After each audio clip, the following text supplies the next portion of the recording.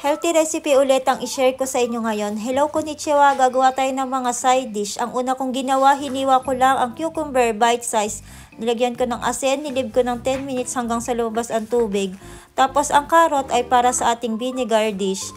Hiniwa ko lang siya ng thinly slice. Maraming klase ng vinegar dish dito sa Japan at ito ang napakasimple. Kasama ang carrot, red bell pepper at onion. Thinly strip ang pagkakahiwa. Sa paggawa nyo pala ng thinly strip, pwede kayong gumamit ng slicer para sobrang nipis niya. Para naman sa ating side dish ng hamburger, naghiwa lang ako ng potato. Ganyang kalaki yung pagkakasize. Pwedeng depende sa inyo kung anong klase. Minicrowave ko siya ng 5 minutes.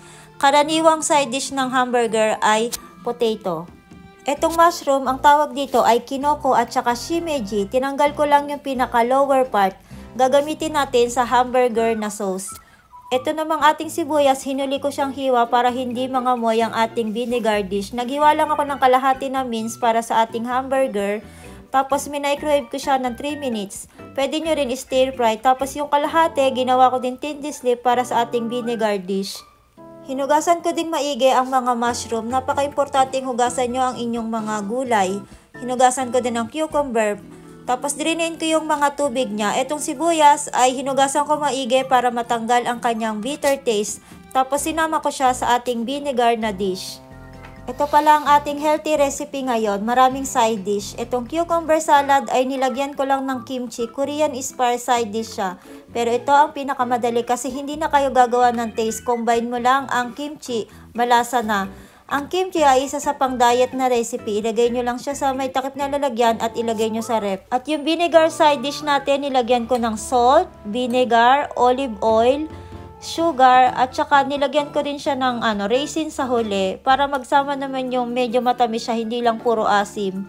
Pwede nyo na itong idagdag sa inyong diet recipe kasi yung su or vinegar ay napakagandang pang-diet. Dapat meron din kayong mga lalagyan ng container na ganito para anytime pwede nyong gamitin, pwede nyong ilagay sa inyong bento box or mga lunch box. At ang kukumpleto sa ating side dish ay ang ating talong. Hiniwa ko lang siya sa apat tapos nilagyan ko lang siya ng slit sa lahat ng side. Depende sa inyo kung gaano kalaki natin ang ating hamburger. Nilagyan ko lang siya ng salt, sake at gelatin powder. Ito po ay Japanese style. Para firm ang hamburger nyo, mix nyo lang maigi, napaka-convenient ng hamburger. Ilagay nyo na rin ang onion. Kapag gumawa ka ng maraming hamburger, i-freeze nyo lang anytime may nakaredy ka ng hamburger. Kahit anong sauce, pwede kang gumamit ng kahit anong sauce. Gumawa lang kayo ng circle, depende sa inyo kung gaano nyo gustong kalaki. Ang hamburger ay napaka-friendly, lalo na sa mga bata. Pinirito ko lang pala muna ang ating talong, both sides, hanggang sa mag-brown siya. Marami kayong health benefits na makukuha sa talong. Yung talong ang isa sa popular na Japanese side dish kapag summer. Ang tawag dyan ay nibitashi. Nilipat ko lang siya sa isang pot. Nilagyan ko ng sugar, water, dashi powder, soy sauce, sake. Yung pinaka-taste ng mga Japanese. Pinakuluan ko lang siya. Tinakpan ko ng ganito. Ang utoshibuta ang tawag dyan. Nagprito pala tayo ng itlog. Sunny side up egg. Nagdadagdag siya sa color ng ating 1 plate meal. Ang tips ko sa inyo, pag gagawa kayo ng sauce na or ng taste ng Japanese, 1:1, isang tablespoon ng soy sauce or sake. Huwag nyo raramihan masyado yung soy sauce nyo kasi baka masyadong umalat. Ito palang ating sunny side up egg. Kung anong klaseng gusto nyo luto sa egg, pwede naman. Pinirito ko lang ulit yung ating potato. Tingnan nyo rin yung yung talong kung luto na kasi baka masobrahan naman siya sa lambot. Medyo wag nyo naman masyadong palambutin, konting malambot lang. Yung nilagay ko sa ating potato, luto na yan kaya nilagyan ko lang ng asin hanggang sa mag-crispy lang yung ating potato. Ito palang ating burger ay pinirito lang natin hanggang mag-brown ang both sides niya. Tapos naman itong potato natin, nilagyan ko lang siya ng melted na butter at saka ng parsley para magdagdag siya ng color. Mix nyo lang siyang maigi.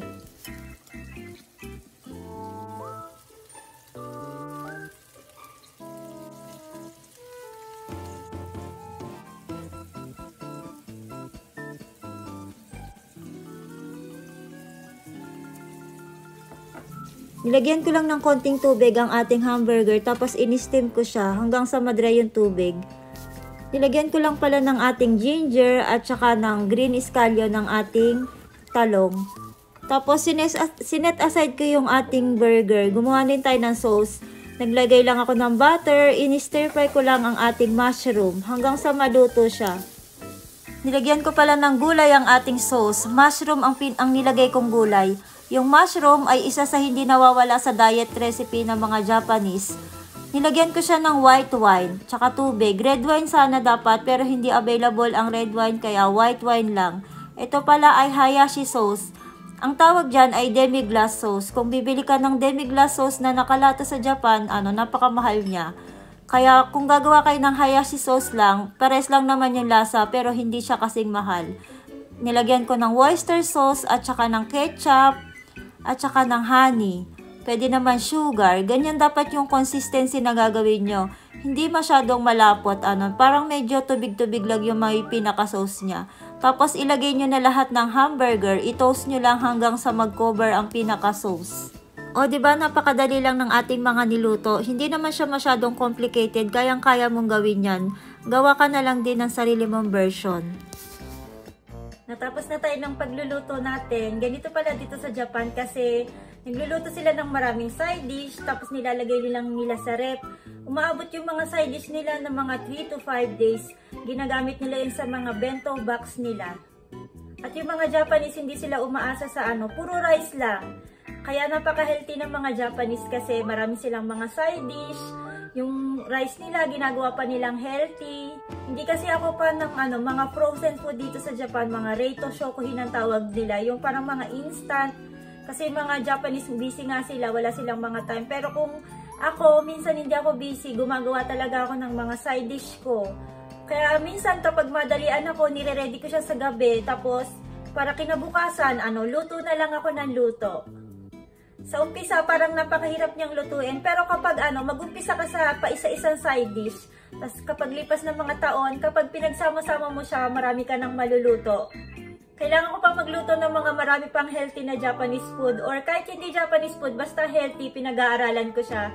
Kasi po ako ay pregnant na, 5 months na yung tiyan ko, lumalapad na ako. Yung katawan ko, dumodoble na siya.